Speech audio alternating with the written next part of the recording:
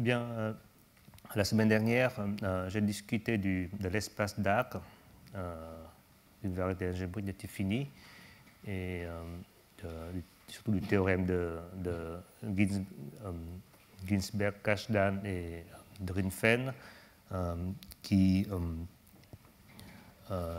démontre l'existence des modèles formels de Tifini, du complété formel de l'espace d'Arc en n'importe quel point non dégénéré.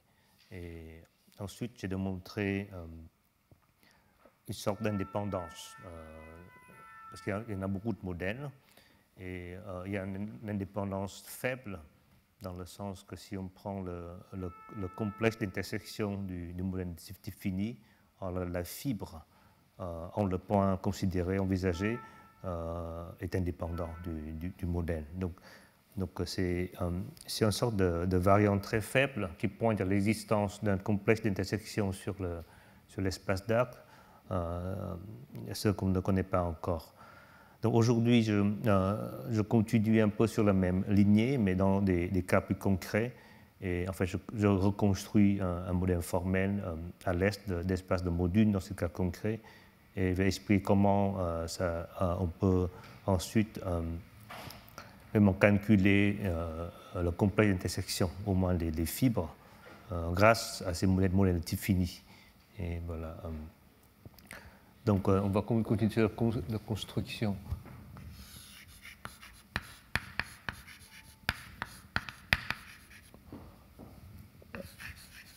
des modèles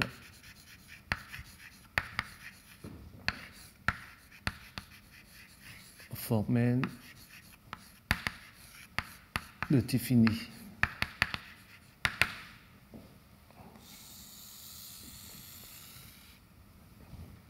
Et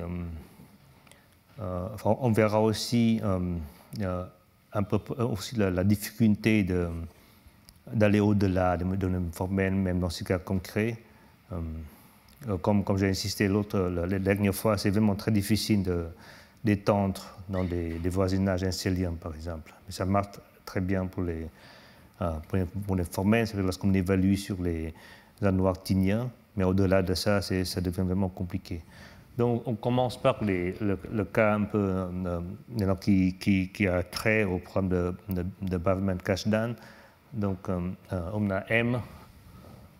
M sera le monoïde, donc c'est un cas schéma de Tifini. Donc, sur un corps K, donc muni d'une axiome de groupe.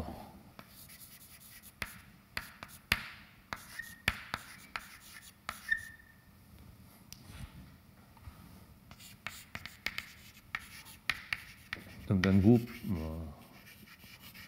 G de Tifini sur K, donc qui est lisse, donc réductif lisse. Enfin, on n'a pas besoin de l'hypothèse réductive pour l'instant. Et on suppose qu'on a une inclusion de G, une inclusion ouverte, une immersion ouverte.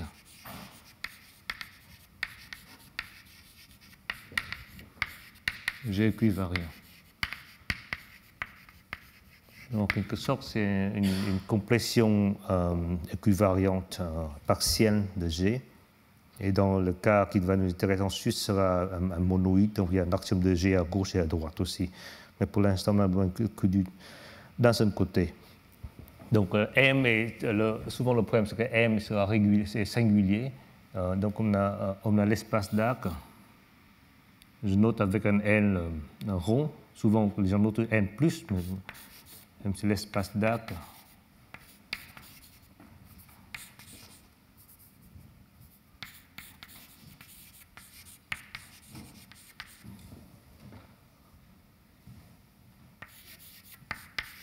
L'espace d'Arc de M. Donc, quand on évalue dans tous les anneaux R, ce sera les points de R à valeur dans l'anneau de série formelle, une variable. Voilà. Et comme c'est représentable, c'est facile de voir, on a vu le dernier mot, c'est représentable C'est un schéma affine.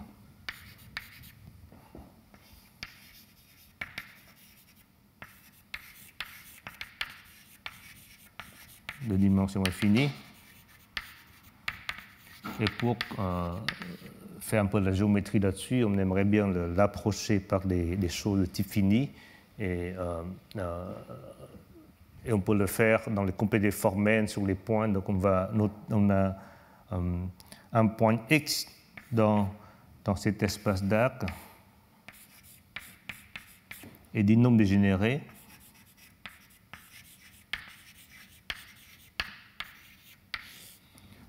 Donc si X est donc un morphisme du disque formel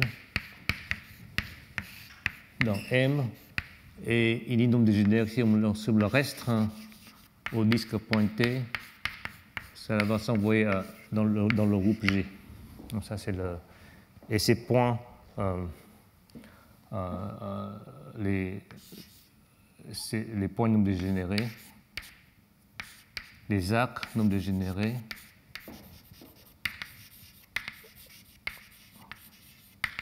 forment un ouvert, un gros ouvert, L, rond, M, qui est le complémentaire qui est en ouvert, c'est le complémentaire de l'espace d'arc du complémentaire. Donc, si on note des Y, le complémentaire de M. Donc c'est un ensemble tout petit, c'est un ensemble mince en quelque sorte dans l'espace d'arc. Et l'un des problèmes qu'on va faire face, c'est qu'il faut écrire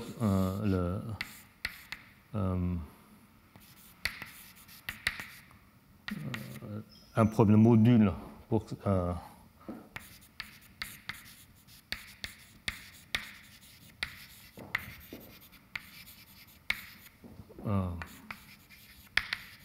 précis pour ce complémentaire.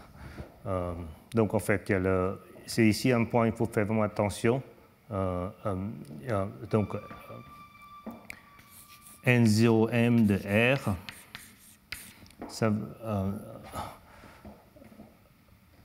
en fait, il n'est pas ce qu'on aurait pu penser avec ces définitions. On aurait pensé que c'est M de R de T intersecté avec G de R de T. Donc, enfin, d'abord, ça, c'est toujours R de T. On inverse T moins 1. Mais ce n'est pas ça. Donc, si on aurait pensé par ces définitions, ce sera la génome naïve. On verra pourquoi. Mais la bonne définition de cet espace d'arc est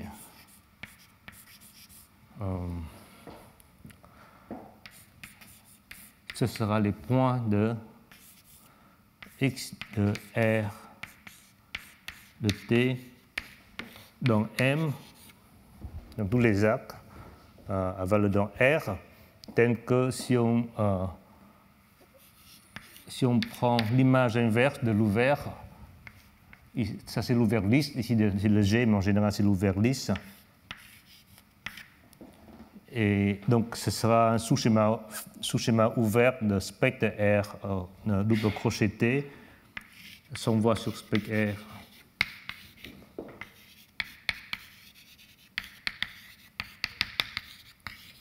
Et surjectif. Donc vous voyez que ça ressemble, mais en fait sont strictement différentes.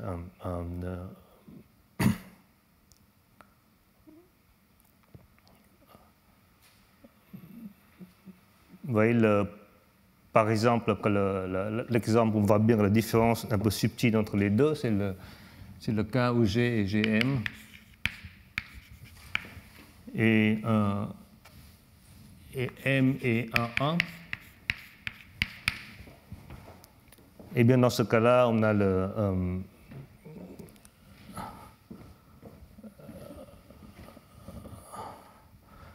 la première définition de R, on a si on prend celui-là, donc 1 et 2, le A, si on ce foncteur A divisé par le groupe des arcs de GM, c'est la Rachmaninoff affine, et une partie de Rachmaninoff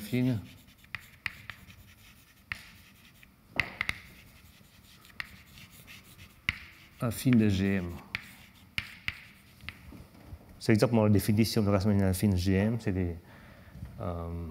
Si on enlève ça, donc ça c'est la Rachmaninoff de GM, de G de RT divisé par G de R, double parenthèse, divisé par G de double crochet T.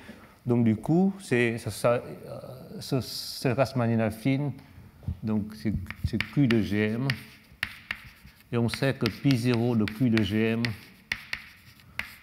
est Z. Donc on a bien l'application, le morphisme vers les entiers, c'est les morphismes vers les composantes connexes. Et cette partie-là s'envoie sur N. Donc le 1 divisé par le NGM est disconnexe. Les composants connexes sont donnés par les entiers non négatifs. Alors que le 2,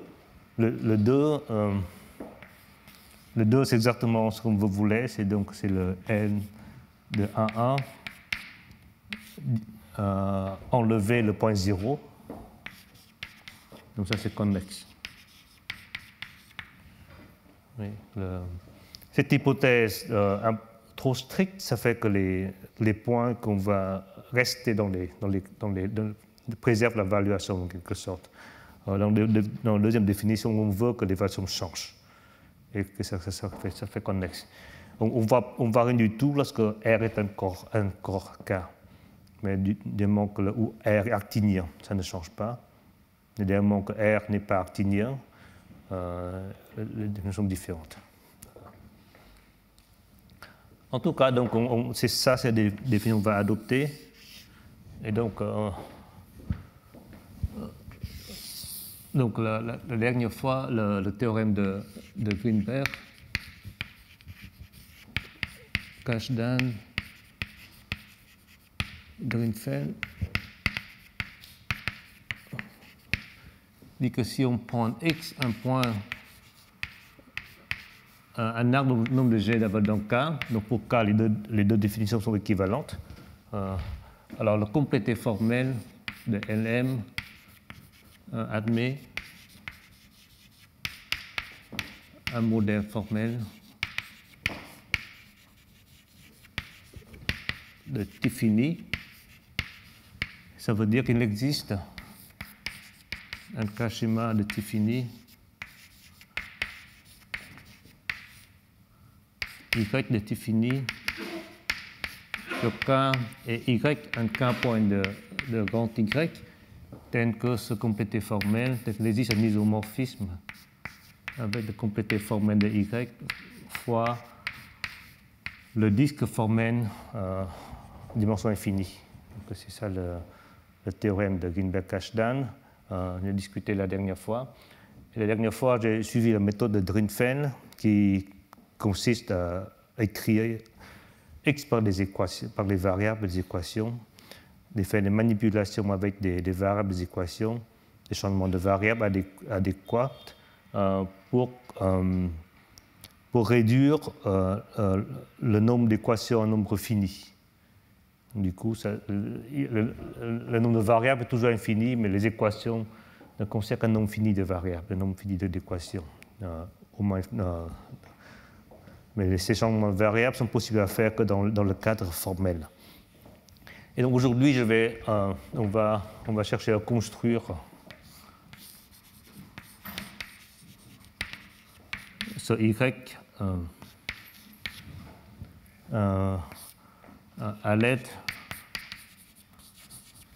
d'un espace de modules.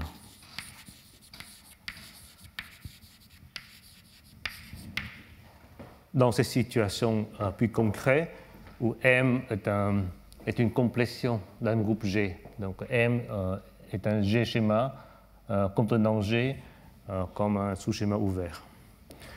Et bien sûr, donc, la solution est maintenant assez évidente. Dans ce cadre plus restrictif,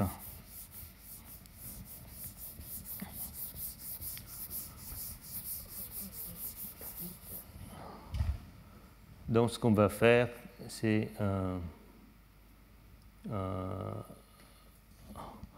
on va prendre M, donc on va prendre C, on va fixer une courbe projectif et lisse sur K, et je prends une place dans un K point de C, et donc je prends le M rond. Maintenant, ce sera l'espace une sorte de problème module à la Hitchin. On va prendre les morphismes de C dans le champ quotient de M par G. Donc concrètement, ce sera une coupe de E phi où E est un G torseur sur C et phi est une section de C qui s'envoie sur E. On va tordre M par le G torseur E. C'est un espace de module qui donc c'est relativement facile de dire, enfin, avec l'hypothèse M affine, M est un champ algébrique d'Artin.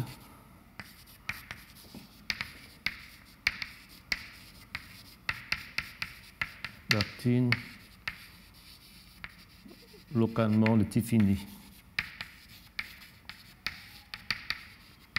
En fait, si on a un morphisme évident de M vers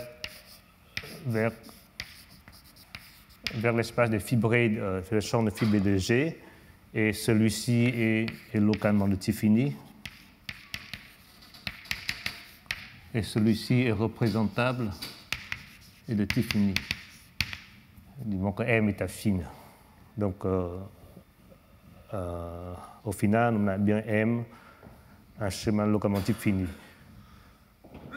Alors, donc ça, c'est la variante globale, en quelque sorte, de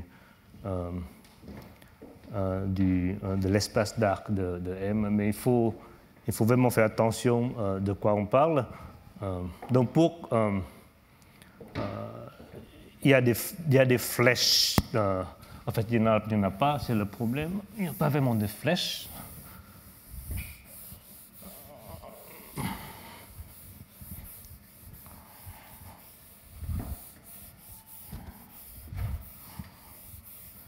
Donc, il y a une flèche évidente, c'est si on fixe un point V,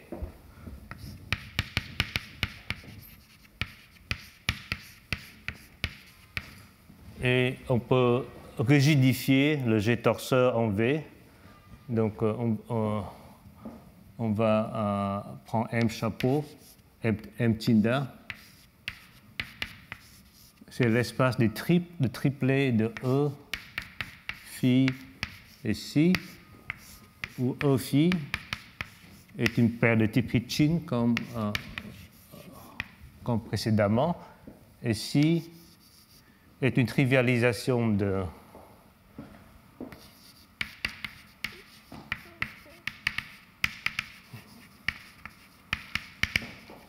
la restriction de E au complété formel de C en C. Donc, là, il n'y a pas trop de difficulté pour écrire ces expressions d'une avec un anneau arbitraire. Complété formel devient R chapeauté, R double crocheté. Et donc, une fois qu'on est ici, on a bien sûr une flèche vers le N de M.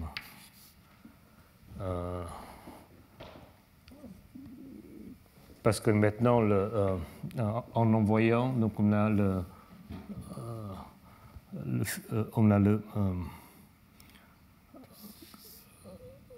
phi ici devient phi de V est une flèche du complété formel de C en V s'envoyant sur E GM. Et maintenant, puisque E est trivialisation, avec la trivialisation-ci, ça devient juste M. Donc on a bien cette flèche. Il y a un problème. Donc on a bien une flèche de l'espace de module, des fibrés avec une sorte de section, avec une rigidification formelle vers l'espace des arcs. Et donc, on pourrait penser qu'on a une flèche dans l'autre sens, parce qu'au moins on a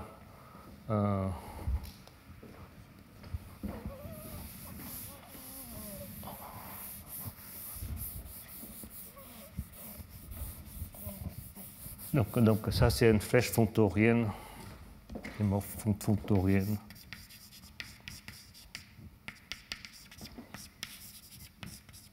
En KNGEP R. Mais lorsque R est un K, eh bien on a une flèche dans l'autre sens. On a un N de M,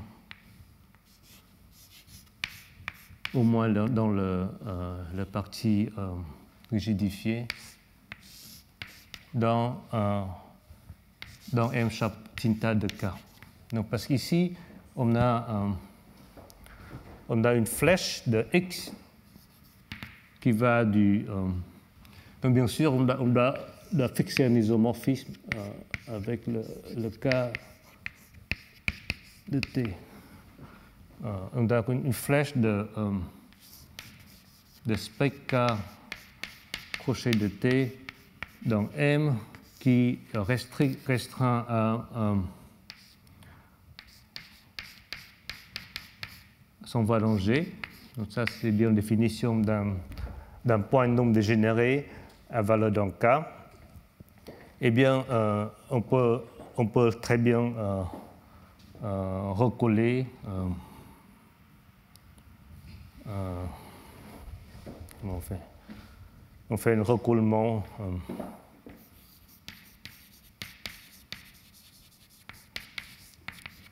formel à la Bovin-Laszlo.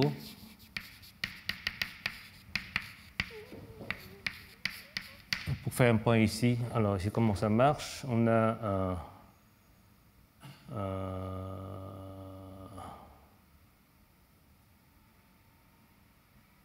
oui, donc on prend le G torse trivial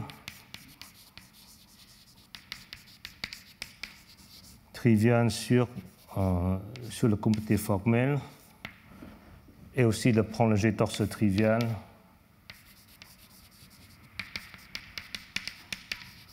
sur C' qui est C moins le point C, moins le point V. Je commence à mélanger entre V et C. Pour ça, c'est V. Moi, je prends C partout, comme ça.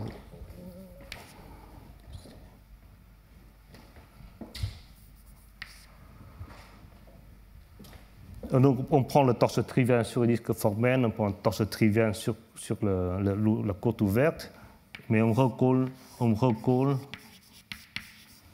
par l'élément de G ici, par le X, qui est voir comme l'élément de G dans K, double parenthèse de T. Donc on semble avoir une flèche dans les deux sens. On a une flèche de l'espace de module vers l'espace d'arc. On a une flèche de l'espace d'arc vers l'espace de module. Mais oui. Avant, tu avais une condition que génériquement, c'est... Bah, non, mais avant, dans M, non, pour le moment, non. Il y a donc ça, c'est tout le... Après, il faut que génériquement, ça donne G. Mais tu l'avais mis? Je ne l'ai pas mis, mais je l'ai mis à mettre après. Mais pour l'instant, pas de définition, je n'ai pas besoin. Oui. Non, mais ça... Oui. Non, mais c'est pas ça le problème. Enfin, ici, on a une flèche. Ici, on a une flèche. Mais le problème, c'est que ces flèches ne marchent que sur K. Donc, vous voyez que comme j'avais discuté,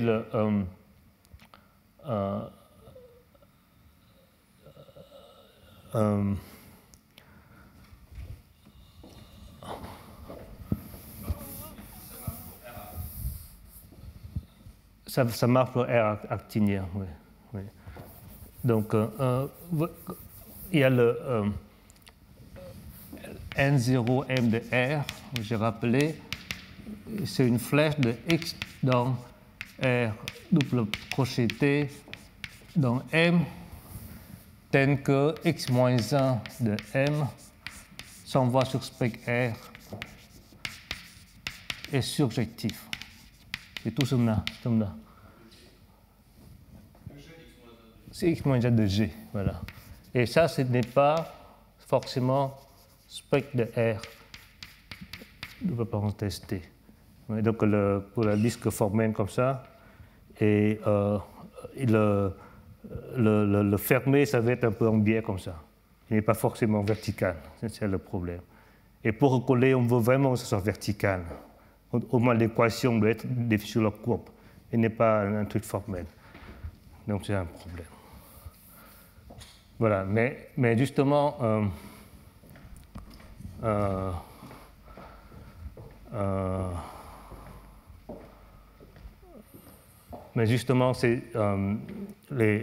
ça marche pour si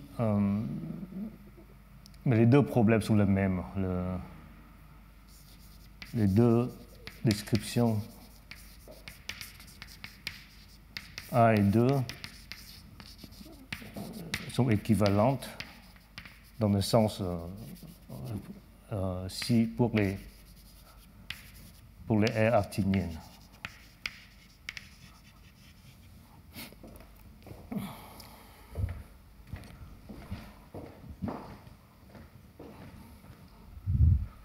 Mais dans le cas, on pense que le problème toujours ça ramène au cas où G et GM, et A et A1, et si on prend une série formelle, donc X sera X0 plus X1 de T plus X2 de T au carré, etc.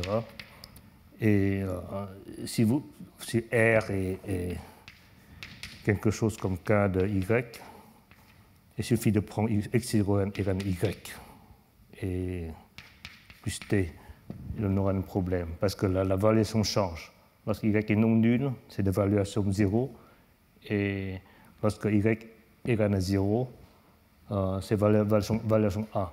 Donc c'est typiquement le cas où il y a une différence entre les deux descriptions. Et pour ce genre d'anneau, il n'y aura pas de flèche dans ce sens-là. En tout cas, avec toutes ces remarques, je pourrais énoncer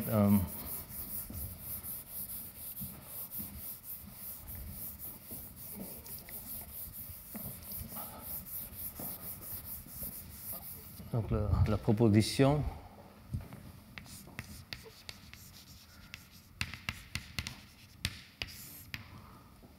On va noter M.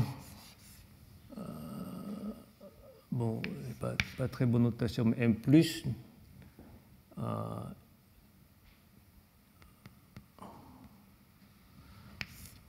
M plus de K.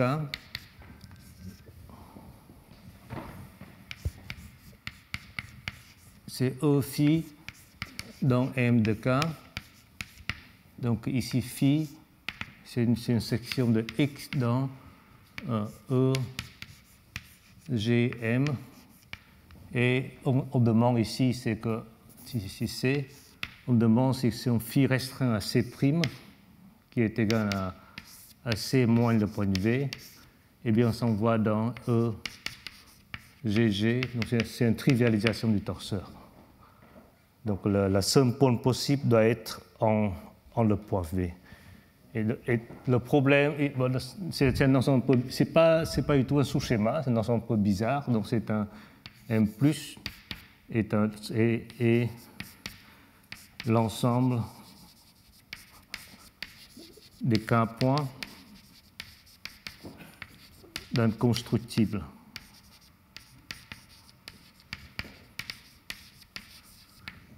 de M qui n'est ni ouvert ni fermé, mais au moins ce qu'on sait, c'est que lorsque X est dans cette M plus de K, alors le morphisme de M chapeau plus, si on choisit pas un X, plutôt un M tilde, qui est dans M tilde plus,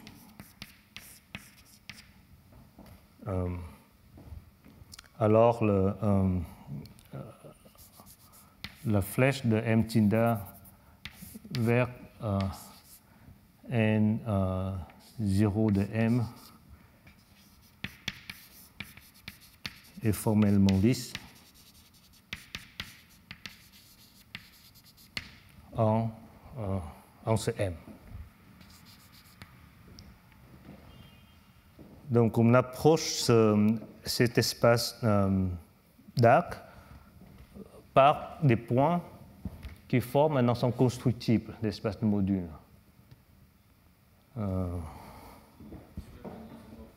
Pardon? Ah oui, c'est même un isomorphisme formel. C'est même un isomorphisme.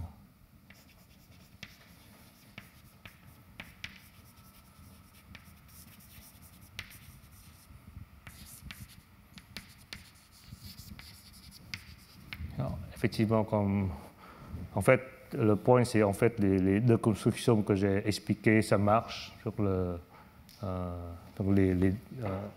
les deux constructions ici.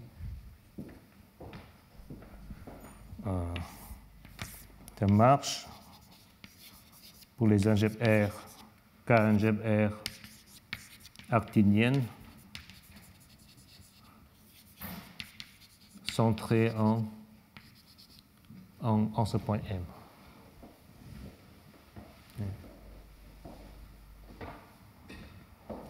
Vous voyez, ici,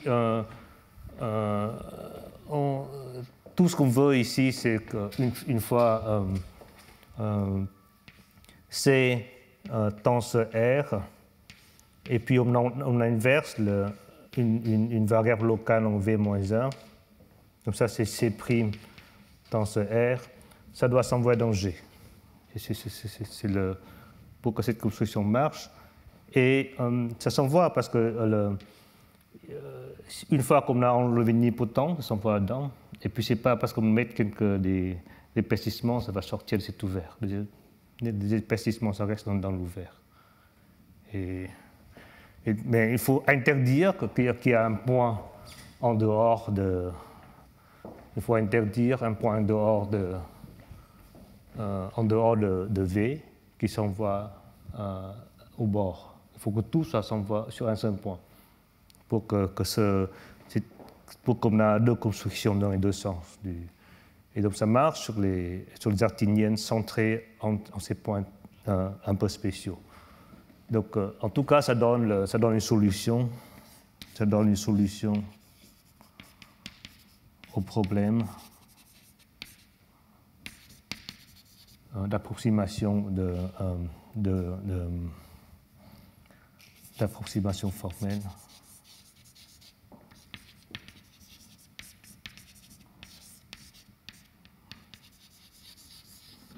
Formelle dans les espaces, dans l'espace d'arc de M. Donc, je refais encore l'exemple de GM et AA. Donc ici, tout est lisse, mais c'est quand même on voit bien que ces deux foncteurs ne marchent que sur les arctiniennes.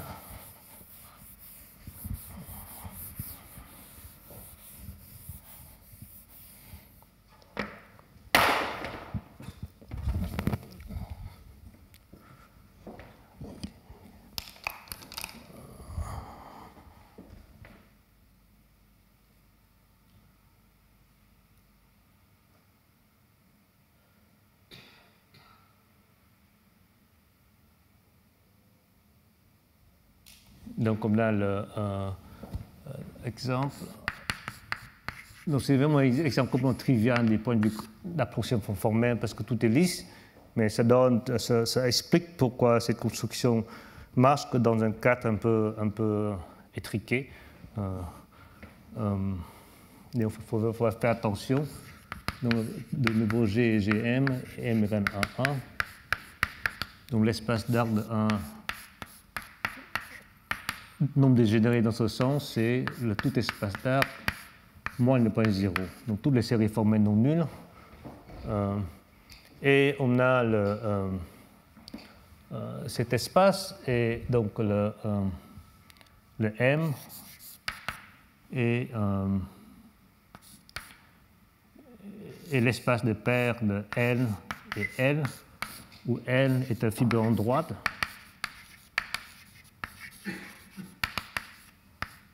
Sur C et L, une section de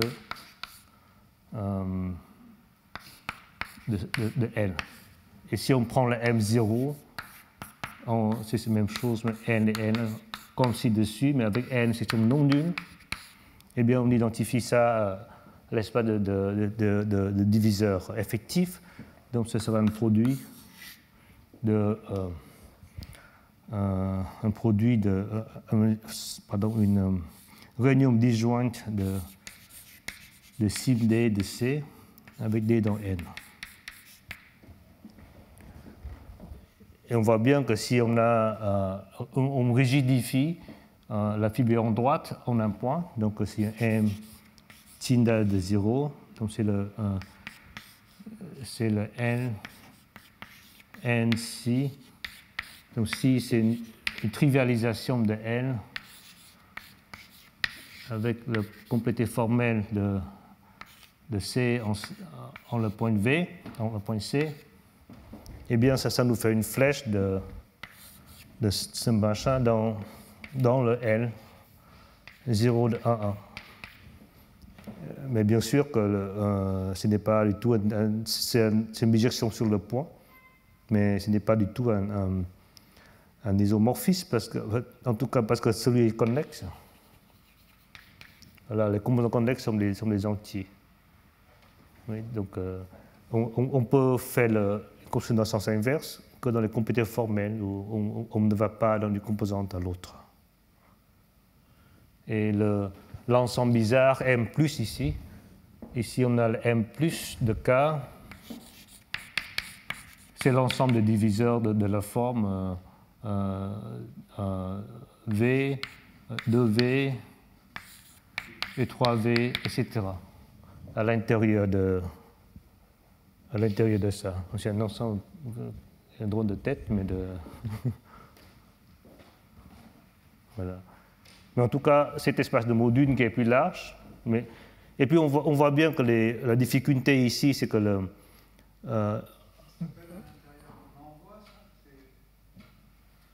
pardon? Donc V est dans le cible 1, 2V dans le cible 2, 3V, il y a un point, mais il y a pour le complété formel de ces points. Le complété formel, ça va. Oui, c'est des cas points, le complété formel. En général, ce ne sont plus des points, ce n'est pas aussi idiot, mais quand même, c'est des strates et ils sont constructibles. Donc, c'est ça la difficulté, pourquoi on n'arrive pas à construire des modèles instéliens, parce que là où il y a un champ d'être lisse, c'est que sur les constructibles. Donc, c'est vraiment ça semble être, cet exemple qui est un peu idiot, mais ça semble être un peu la clé pourquoi la difficulté de construire des modèles de type fini d'espace d'arc, parce que quand on réduit au type fini, on ne peut pas éviter des constructibles. Donc, en tout cas, je pouvais avoir expliqué la semaine dernière, mais pour l'instant, ça ne sert à rien. Mais on peut construire des modèles de type fini, mais quitte à ne plus de type fini, de dimension finie, mais ne plus de type fini. Donc ça fait des modèles formels, des modèles insériens, mais comme ce schéma bizarre. C'est comme le plan où on enlève la droite, on y rajoute le point 0. Et contrairement à ce qu'on pense, on fait un schéma. Il y a un schéma, il y a un spectre de quelque chose, mais simplement il n'est pas fini. Donc c'est typiquement des choses qu'on va avoir lorsqu'on cherche à construire des modèles algébriques d'espace d'arc. Voilà.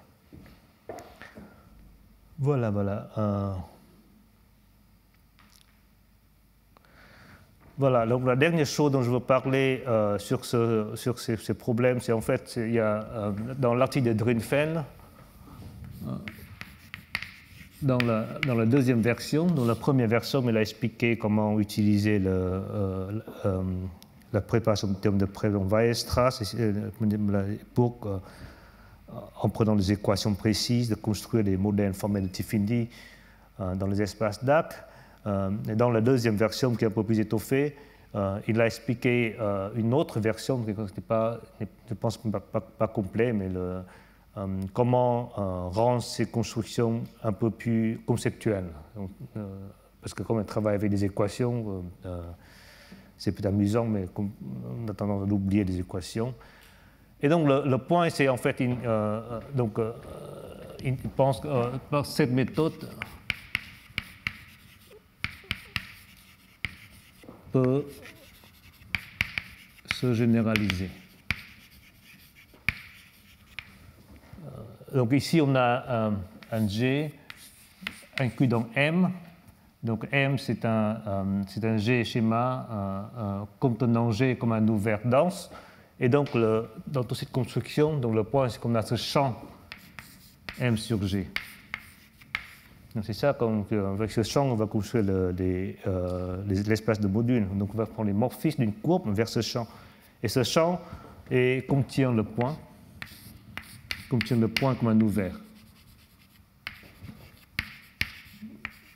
Bon, il y a peut-être d'autres conditions, mais en tout cas, quand je pense qu'il n'a pas développé toute la théorie, donc il appelle ça un champ pointé, un champ pointu.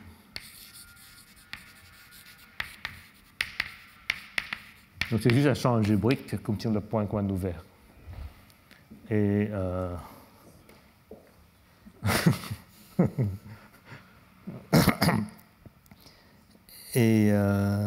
et donc, tout, c'est donc, on prend pour construire on prend l'espace de module.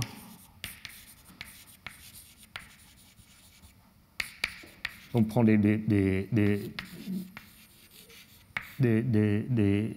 l'espace d'un module de morphisme d'une courbe C. Il n'a même pas de projectif en fait. Une courbe C vers ce M sur G, tel que génériquement, génériquement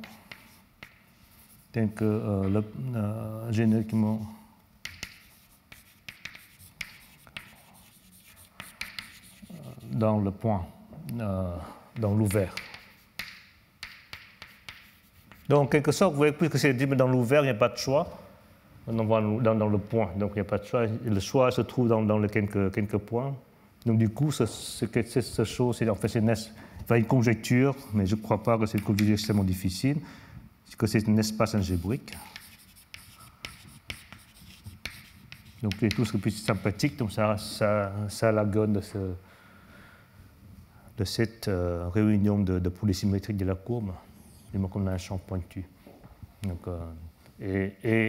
ensuite, dans une situation générale, quand on a un M, un schéma quasiment arbitraire, un quartier fini, et U, un ouvert dense lisse,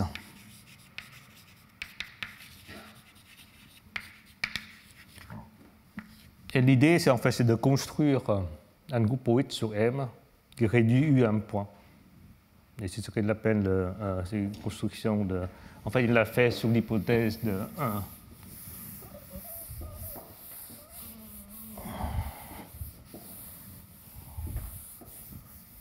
Donc, lorsque je pense qu'il dit que M est l'intersection complète,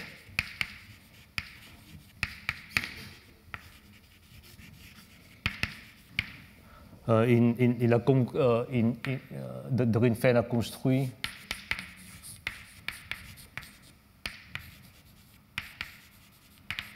un groupe 8 sur M. C'est quelque chose comme un N. C'est une relation d'équivalence sur M. Ça dépend de l'entier R. Donc c'est l'ordre d'annulation des différentiels. Je ne vais pas rentrer dans le détail, mais ça dépend de l'entier R. Et ensuite, le quotient de M par ce groupe 8 est un champ pointu. Et il explique qu'en fait, si on prend le même formalisme que dans le cas du groupe, M contenu du G, mais appliqué à ce champ pointu, on devait retrouver les constructions avec des équations. Donc c'est ça l'idée de Drinfeld. Donc, ce qu'il appelle le groupe 8 de Newton.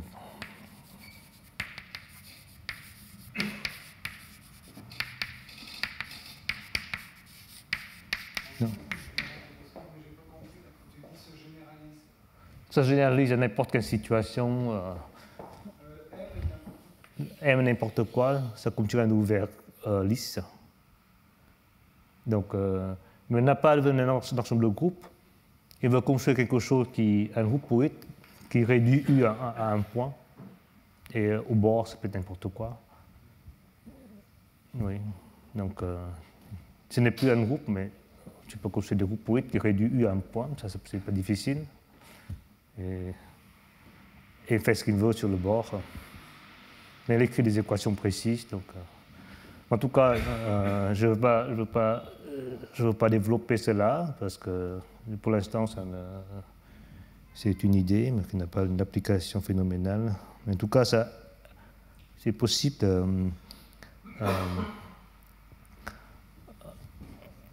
Voilà, mais donc on va, avec cette... revenons à ce cas de compression de groupe, ça va nous permettre de calculer la fonction du complexe d'intersection. Parce qu'on peut le faire sur tout l'espace de modules, et non pas seulement sur cet ensemble un peu bizarre.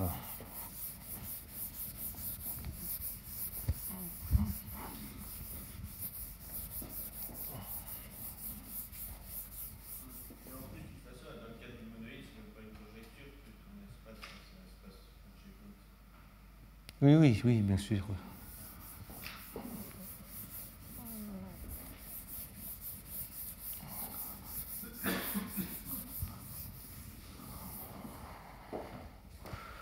Donc complexe d'intersection.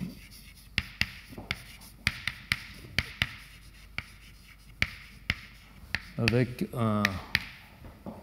des doubles guillemets, comme toujours, à cause des problèmes d'espace d'arc.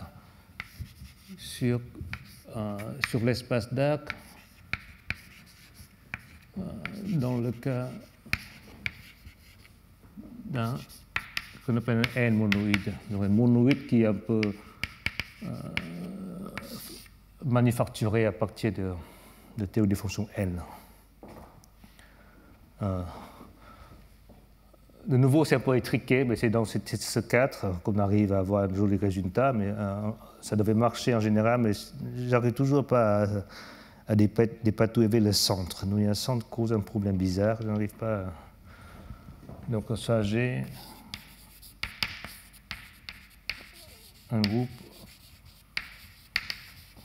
Donc, ça, c'est un travail en commun avec Boutier et Sakelaridis. D'un groupe réductif sur un corps K. Donc, pour le M monoïde, on va supposer que G s'envoie sur GM, c'est un morphique déterminant. Et je suppose, donc là c'est moins sérieux, mais que G pour G' soit simplement connexe. Semi-simple, simplement connexe. Donc, typiquement, dans le cas de rang 1, G peut être GN2, ou ça peut être aussi SN2 fois GM. Et il y a des hypothèses qui viennent, plus hypothèses qui va venir après. Donc, nous rappelons que puisque ce G' est simplement connexe, on a l'extension canonique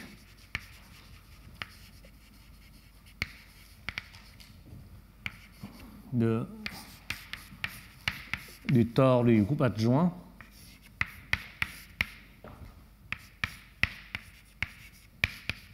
donc ça c'est T' divisé par Z', où T' c'est un tore maximal de G', Z' c'est le centre de G', et G+, ce sera G fois T' divisé par Z'.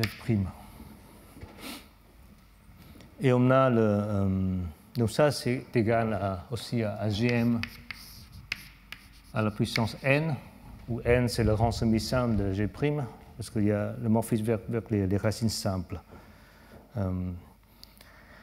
Et on a le monoïde de Weinberg.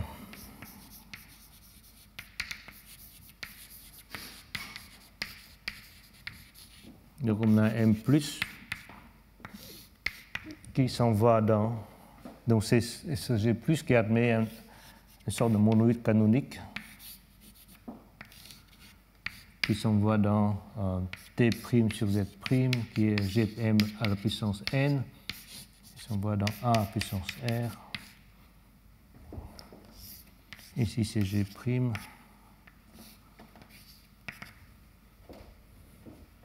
Et donc on a ce bout. Donc on peut rappeler brièvement, on peut prendre on peut quotienter. Donc il y a T' qui s'envoie dedans. Donc si on quotient G+ par T', on obtient le G' adjoint, donc le groupe adjoint. Et le groupe adjoint admet une compartification canonique de continu progésie, au-dessus duquel on a un torseur canonique. Le torseur canonique et le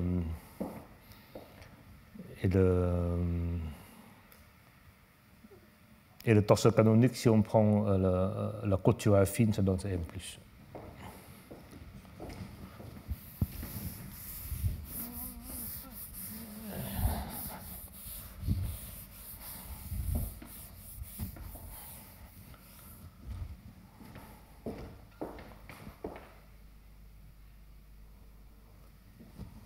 Et donc maintenant, si je me donne un lambda, un caractère dominant, donc lambda c'est rho de Gm dans T', et donc ça me donne aussi un lambda qui va de Gm dans le T' ad. Donc c'est là la partie un peu bizarre. On part de ce cocaractère, on prend quelque chose de plus faible qui va dans le T' ad. Et on va se retirer ce diagramme donc, ici. Donc on sommes dans cette hypothèse ici. C'est qu'on doit avoir la suite exacte.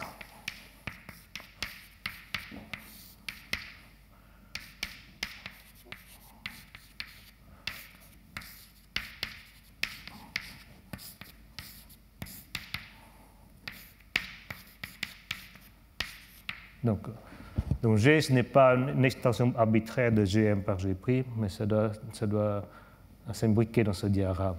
Donc c'est ça l'hypothèse que n'est pas ajoutée ici.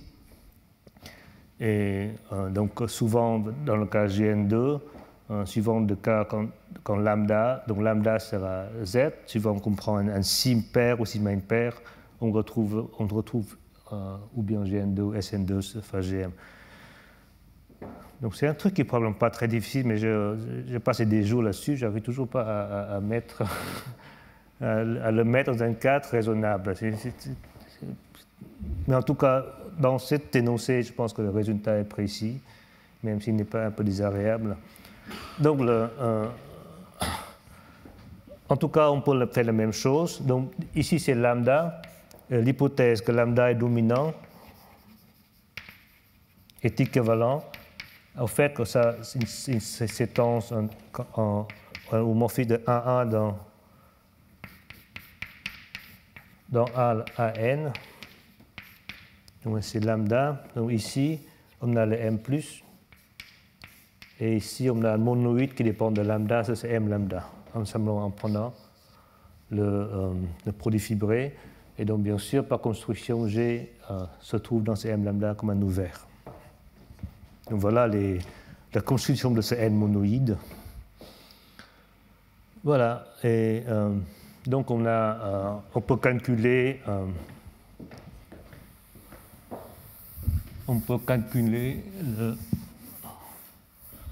Donc le but, c'est de calculer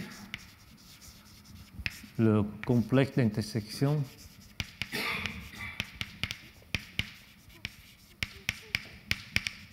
sur L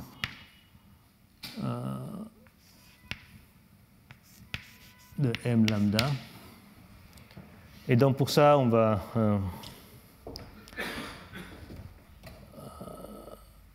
va utiliser l'espace de module.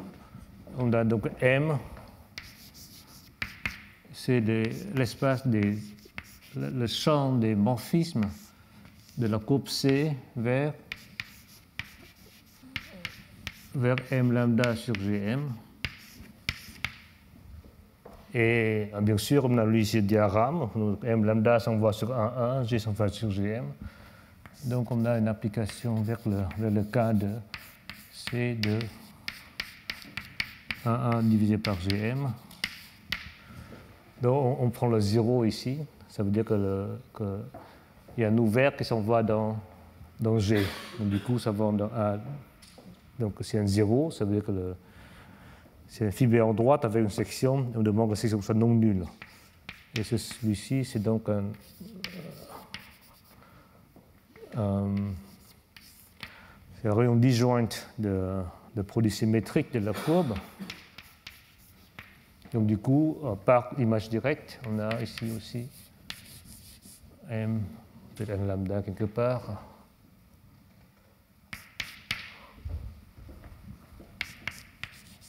D, qui s'en va dans le signe de D de C.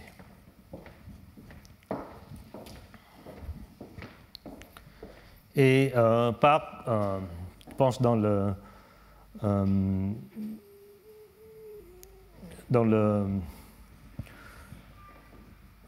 deuxième cours, j'ai décrit un peu comment les points du monoïde, en fait, comment ça se raccroche à des conditions de cartan. Donc, du coup, on peut écrire précisément ici. Donc, si je me donne un diviseur D,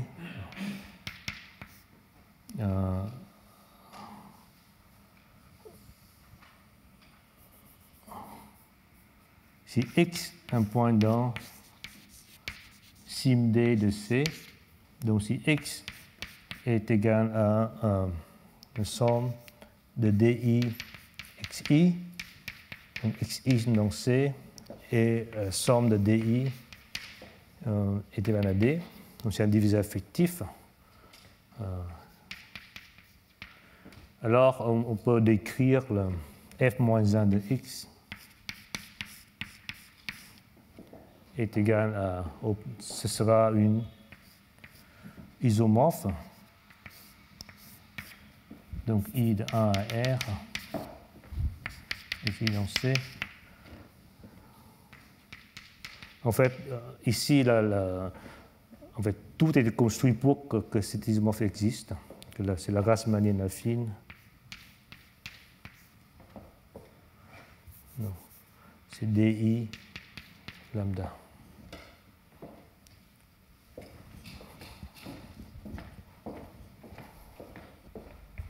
Donc ici, on rappelle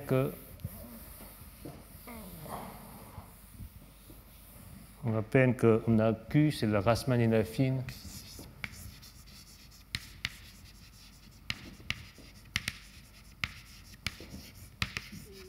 Affine de G', des groupes sommés ensemble connexes, donc Q de K et G de K double parenthèse T divisé par G de K double crochet T. Et on a l'action du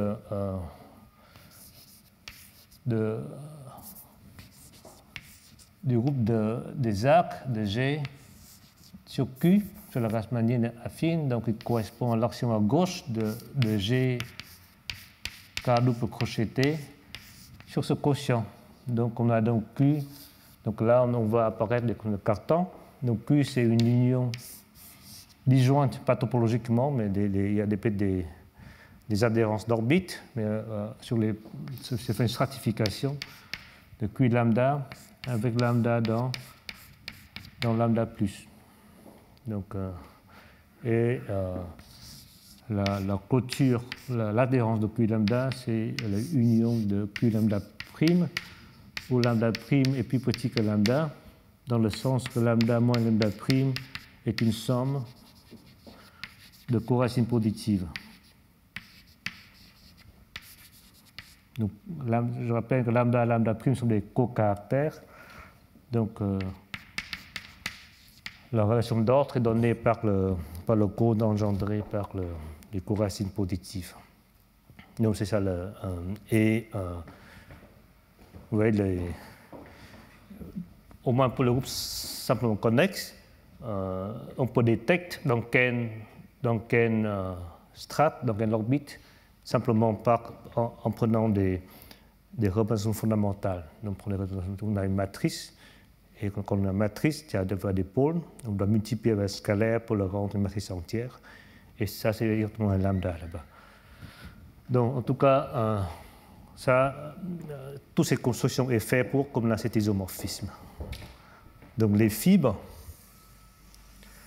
de f-1 de x, c'est simplement un produit de cellules de Schubert fermées de Q lambda fois D. Donc D, c'est la multiplicité. Donc quand les points sont séparés, c'est le produit de Q lambda bas. Voilà. Donc avec ça, on peut, une fois ces éléments sont mis en place, on peut énoncer le théorème qui n'est guère surprenant. En fait, c'est une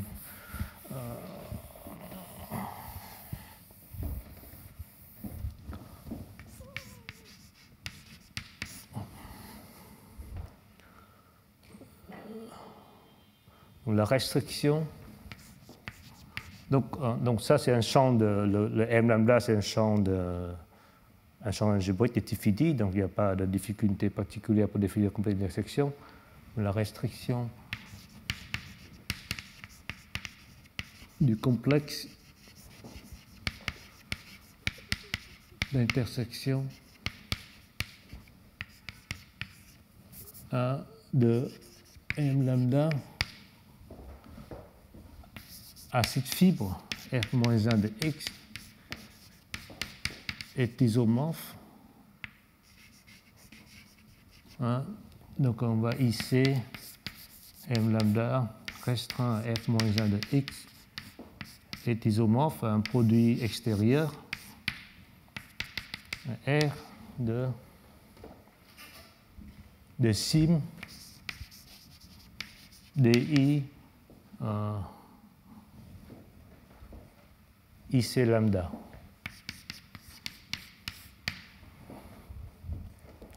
À décalage près. Donc il y a un décalage parce qu'on prend. Ça, c'est aussi faisceau pervers, mais donc ça, c'est un autre faisceau pervers. Le reste, il faut un décalage pour dimension. Donc un décalage près. Donc je ne vois pas. Probablement seulement D.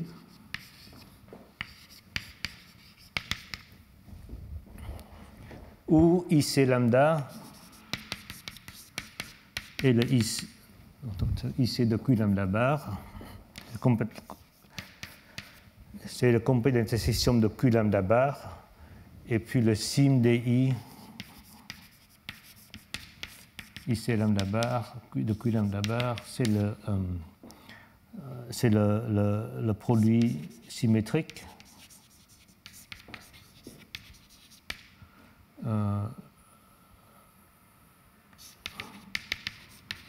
Dans la structure tanakienne, dans le DI fois, dans la catégorie tanakienne,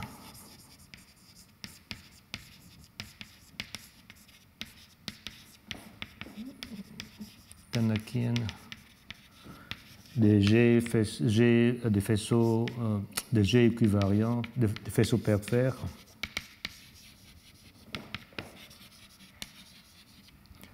G équivariants.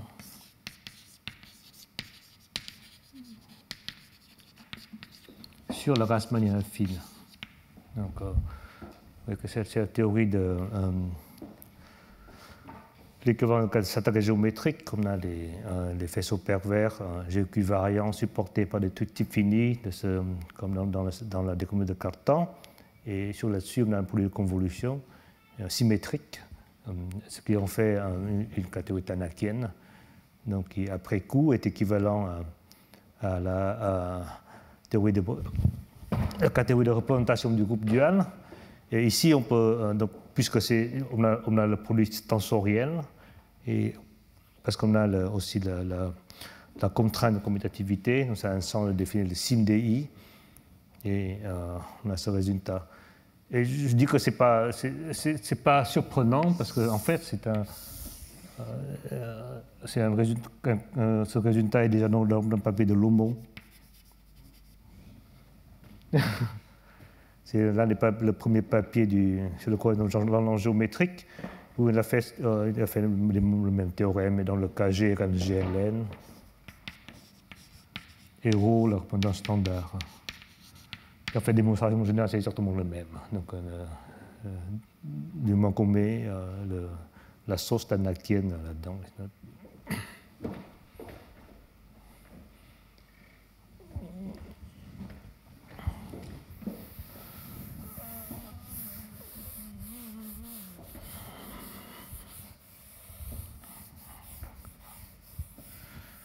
Donc, bon, je dis juste un mot pour la démonstration, parce que c'est vraiment très, très standard dans les... Enfin, ici, le point est qu'une fois qu'on est dans cet espace de module M, on ne voit plus tellement le monoïde.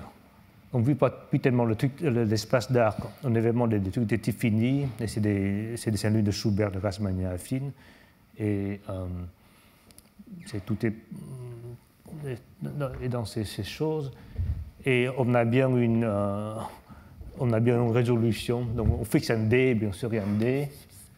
Et puis on a au-dessus de sim D, de C, on a la C à puissance D, le produit. Et puis ici on a le M lambda D. Eh bien, on peut construire un point de module type itéré, donc un M tilde de lambda.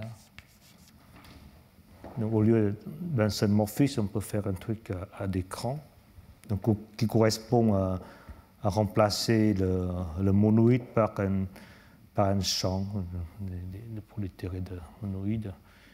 Et donc, dans le cas de Lomont, ici j'ai un GLN, neurostandard, c'est dans le cas où j'ai la GLN, ρ est standard, c'est un morphisme petit.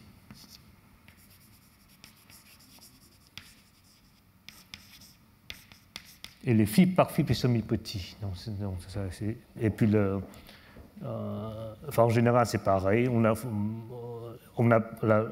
faut travailler un peu pour dire ce que c'est que ce petit. En tout cas, vous voyez que la contrainte de commutativité est définie exactement par ce diagramme. Donc, il n'y a vraiment pas de... c'est quasiment tautologique, en quelque sorte. Mais il y a ce passage un peu magique de cet espace de module vers l'espace d'arc. Donc, c'est ça qui donne le résultat.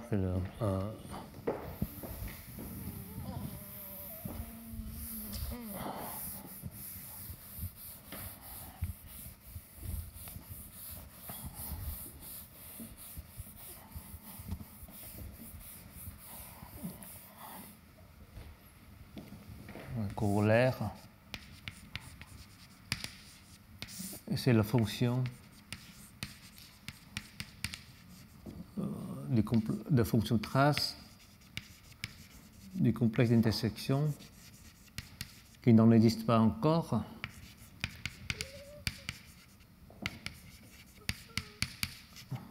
sur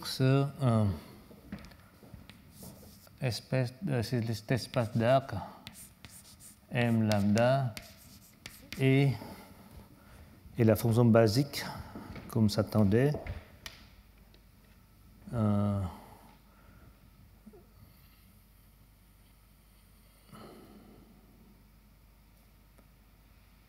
donc ce sera la fonction bêta et une somme de n de 0 à infini de bêta d, où bêta d c'est une fonction supportée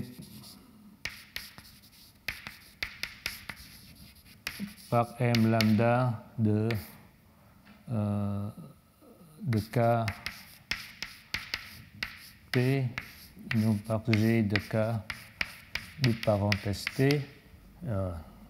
Donc c'est des g là-dedans, tels que déterminant de valuation déterminant de g est égal à d. Et la fonction bd, c'est tel que la s'attaquer de bêta d, c'est exactement la cime de la représentation depuis haut poids.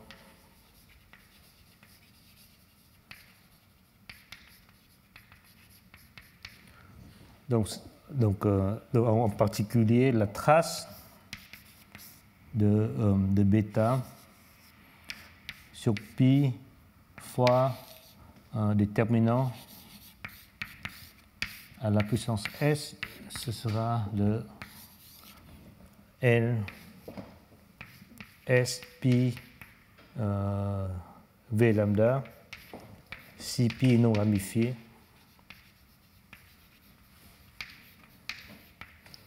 et 0 sinon. C'est la représentation de basique comme s'attendait, simplement parce qu'une fois qu'on fixe le degré, ça correspond à la cime D là-bas. Donc justement, qu'on restreint l'ensemble constructif, comme bizarre restreint justement lorsque Rn A, il y a un seul facteur, cime D. Mais c'est l'espace de module, donc ça, il y a une factorisation. Donc il y a ce passage un peu étonnant entre l'espace d'arc et l'espace de module. Ici, c'est comme si ça prend que les Rn A. Voilà. Donc ça permet de faire le calcul.